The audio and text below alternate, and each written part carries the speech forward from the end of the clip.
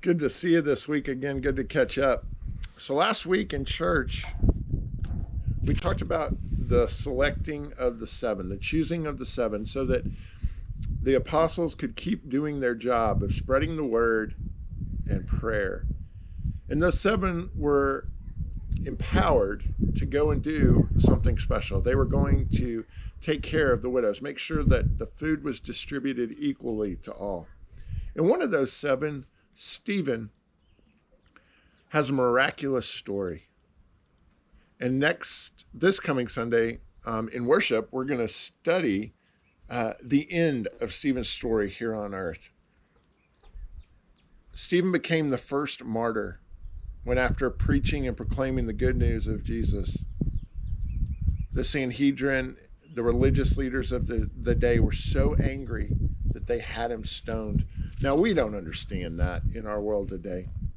We don't understand how somebody could, by preaching the gospel of Jesus, could make somebody so angry that it would drive them to want to kill them.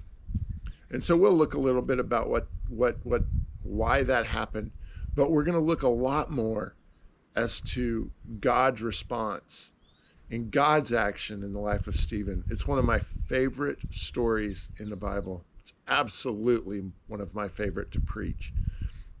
And I can't wait for us all to come together and see the culmination of Stephen's work. But I want to encourage you to go back and look at the rest of chapter 6, which is starting in verse 8, which is where we stopped on Sunday, and all of chapter 7. Stephen was considered, in verse 8, a man full of God's grace and power. He did great wonders and miraculous signs among the people.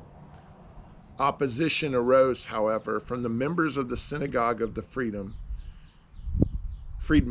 and Jews of Cyrene and Alexandria, as well as the province of Cilicia and Asia. These men began to argue with Stephen, but they couldn't stand up against his wisdom or the spirit by whom he spoke. Do you remember from Sunday where we learned the qualifications for those that were chosen? One qualification was that they were known to be full of the Holy Spirit. Looky there. These men couldn't stand up to the Holy Spirit inside of Stephen. And they had to be known to be full of wisdom. But these men could not stand up against the wisdom of Stephen. God had a plan for Stephen's life, and Stephen answered that call. I really encourage you to read more about Stephen. Stephen was an ordinary man, just like you and me, but he